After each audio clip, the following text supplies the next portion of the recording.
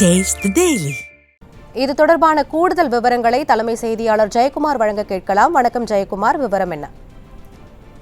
வணக்கம் மஞ்சளா.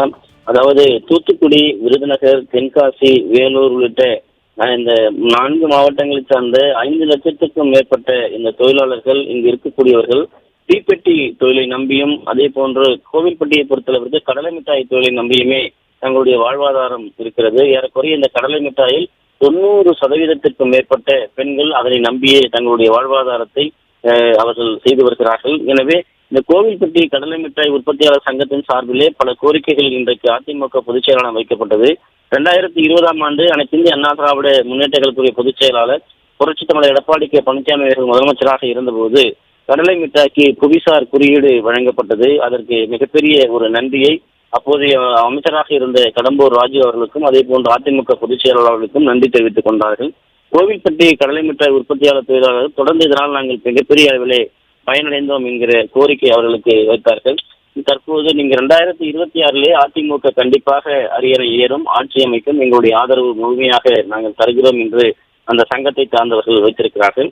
அதே நேரத்திலே இந்த தொழிலாளர்களுடைய வாழ்வாதாரம் மேலும் உயர்வதற்கும் தமிழகத்தில் இருக்கக்கூடிய சத்துணவு திட்டத்தில் புவிசார் குறியீடு பெற்ற இந்த கடலை மிட்டாயை வாரம் 2 நாள் அந்த குழந்தைகளுக்கு வழங்கினால் அவர்கள் ஊட்டச்சத்து பெறுவதற்கும் குறிப்பாக என்னுடைய வாழ்வாதாரம் மேம்படுத்துவதற்கும் வசதியாக இருக்கும் என்ற ஒரு கோரிக்கையை வைத்திருக்கிறார்கள். அதனையும் பரிசீலிக்கப்படும் கண்டிப்பாக என்று அதிமுக பொதுச் செயலாளர் அவர்கள் தெரிவித்திருக்கிறார். அதே போன்று மத்திய அரசாங்கத்தின் சார்பிலே பிரசித்தி பெற்ற பொருட்கள் அதனுடைய தொன்மை கலாச்சாரத்தை ஆராய்ந்து இந்த புவிசார் குறியீடு வழங்குகிறது. அதே போன்ற தயாரிப்புகள் உபயோகக்கூடிய அந்த வருவாய் இழப்பு இந்த பல்வேறு விதங்களிலே ஏற்படுகிறது. அந்த புவிசார் பெற்ற குறியீடுகளின் ஊர் பெயரை குறிப்பிட்டு விற்பனை செய்து வரும் மீது கடுமையான நடவடிக்கை எடுத்து புவிசார் குறியீடு பெற்ற பொருட்களை பாதுகாக்க வேண்டும் என்கிற ஒரு கோரிக்கையை மக்கள் வைத்திருக்கிறார்கள். அதனையும் கண்டிப்பாக செய்து தருவதாக தெரிவித்திருக்கிறார்கள். இந்த பள்ளிகளிலே சத்துணவு திட்டத்தில் வழங்குவது குறித்து அதனையும் கண்டிப்பாக 2026 அதிமுக அரசு உங்களுக்கு உறுதுணையாக இருக்கும் என்கிற நம்பிக்கையை அந்த தொழிலை நம்பி இருக்கக்கூடிய தொழிற்சாலை சேர்ந்த அந்த பிரமுகர்கள் மத்தியிலும் தொழிலாளர்கள் மத்தியிலும் அதிமுக பொதுச் செயலாளர் புரட்சித் தமிழர் எடப்பாடி கே பழனிசாமி அவர்கள் வைத்திருக்கிறார்கள். நாம் ஏற்கனவே குறிப்பிட்டது போல இந்த தீப்பெட்டி தொழிலாளர்கள் மிகப்பெரிய ஒரு தொழிலாக சிறு குறு தொழிலாக இந்த பகுதியில் இருக்கிறது. இந்த அண்மை காலமாக இந்த பிளாஸ்டிக் சிகரெட்களை பற்ற வைக்கக்கூடிய லைட்டர்களினுடைய பாதிப்பினால் தீப்பெட்டியினுடைய அந்த வாங்குவோர் நுகர்வோர்களுக்குரிய அந்த பயன்பாடு குறைவாக இருக்கிறது. குறிப்பாக அந்த பிளாஸ்டிக் அந்த லைட்டர்கள் மிகப்பெரிய அளவில் பாதிப்பு ஏற்படுத்தக்கூடியதாக, சில நேரங்களில் வெடிக்கக்கூடியதாகவும் அதனால் ஆபத்து ஏற்படக்கூடியதாக இருக்கிறது. தீப்பெட்டி என்பது பாதுகாக்கப்பட்ட ஒரு பொருள், சிறிய அளவில் தான் அது பற்றக்கூடிய நிலையில் இருக்கிறது. அதனால் எந்தவித விபத்தும் ஏற்படுவதற்கான சாத்தியக்கூறுகள் இல்லை. எனவே அந்த லைட்டர்களை தடை செய்யப்பட வேண்டும் என்கிற கோரிக்கையை அவர்கள் வைத்திருக்கிறார்கள். இதனால் மத்திய மாநில அரசுகள் கவனத்துக் கொண்டு சென்று அது எந்தவித பயனும் அது அளிக்கவில்லை என்பதை உறுதி செய்ய வேண்டும் என்பதை ஏற்கனவே அதிமுக ஆட்சி காலத்திலே வலியுறுத்தப்பட்டது. அதே போன்று தற்போது கோவில்பட்டி சட்டமன்ற உறுப்பினர்கள் முன்னாள் அமைச்சர் சட்டமன்றத்திலேயே அவர் 3 முறை சிறப்பு கவன ஈர்ப்பு தீர்மானமும் கொண்டு வந்து பேசியிருக்கிறார். ஆனால் திமுக அரசு அதை கண்டுகொள்வதாக இல்லை என்கிற ஒரு வேதனையை அந்த தீப்பெட்டி தயாரிக்கக்கூடிய தொழிற்சாலையை சேர்ந்த பிரமுகர்கள் தொழிலாளர்கள் வைத்திருக்கிறார்கள். அதே போன்று முதலமைச்சராக நீங்கள் நேரில் வந்து மத்திய அரசுடைய கவனத்திற்கு கொண்டு சென்று இந்த 100 ஆண்டு பழமையான தீப்பெட்டி தொழிலை பாதுகாக்க அந்த லைட்டரை தடை செய்ய வேண்டும், பிளாஸ்டிக்கை பயன்படுத்துகிற அதை தடை செய்ய வேண்டும் என்கிற கோரிக்கையை அந்த தீப்பெட்டி அதாவது உற்பத்தியாளர் சங்கத்துடைய தலைவராக இருக்கக்கூடிய பரமசிவம் என்பவர் வைத்தார். அதனை ஏற்றுக்கொண்டு அதிமுக பொதுச் செயலாளர் கண்டிப்பாக அதையும் செய்யப்படும் என்கிற கோரிக்கையை வைத்திருக்கிறார்கள். வானம் பார்த்த பூமியாக தென் தமிழகத்தில் இருக்கக்கூடிய இந்த விருதுநகர், தூத்துக்குடி, திருநெல்வேலி மாவட்ட மக்களுக்கு தொடர்ந்து வேலைவாய்ப்பை இந்த தீப்பெட்டி தொழில்தான் வழங்கி வருகிறது. 90% விழுக்காடு பெண்கள் இந்த வேலையை நம்பியே இருக்கிறார்கள். 2017 சரக்கு மற்றும் சேவை வரி விதிப்பில் 18%, அதாவது மாநில ஜிஎஸ்டி மத்திய ஜிஎஸ்டி பெறுகிறார்கள். இதனால் தீப்பெட்டி தொழில் ஒரு நலிவுறக்கூடிய நிலைக்கு ஏற்படுகிறது, அதிக வரி என்பதால்.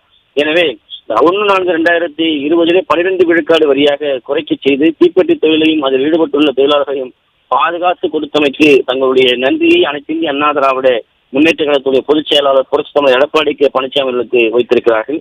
அதே போன்று ஒரு முறை பயன்படுத்தப்படக்கூடிய பிளாஸ்டிக் சிகரெட் லைட்டர்கள் இந்தியாவிலேயே தயாரிக்கப்பட்டு இந்தியாவிலேயே விற்பனை செய்யப்பட்டு வரக்கூடிய அந்த நிலையும் அந்த விற்பனையை பாதிக்கக்கூடிய நிலையில் இருக்கக்கூடிய பல்வேறு விஷயங்கள் தடை செய்யப்பட்டு தீப்பெட்டி தொழிலை நம்பியிருக்கக்கூடிய மக்களுடைய வாழ்வாதாரத்தை பெருக்குவதற்கான ஒரு சூழ்நிலையை உருவாக்க வேண்டும் என்கிற அந்த கோரிக்கையும் அவர்கள் வைத்திருக்கிறார்கள்.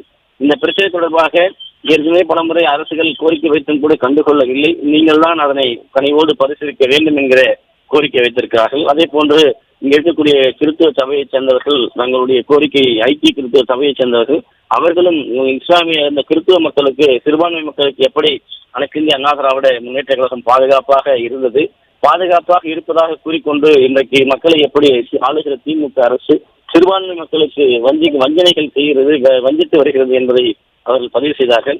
சிறுபான்மை மக்களுடைய பாதுகாவலனாக அனைத்து இந்திய அண்ணா திராவிட முன்னேற்ற கழகம் இருக்கும். எப்பொழுதுமே எங்களுடைய கொள்கை மாறாத ஒரு செயல்பாடுகளில் அதிமுக செயலுடன் என்கிற உறுதியை அந்த திருச்சபையைச் சேர்ந்த கிறிஸ்துவ பிரமுகர்களுக்கும் அதிமுக பொதுச் செயலாளர்கள் தங்களுடைய அந்த கோரிக்கைகளை நிறைவேற்றி தரும்படி பேசியிருக்கிறார்கள்.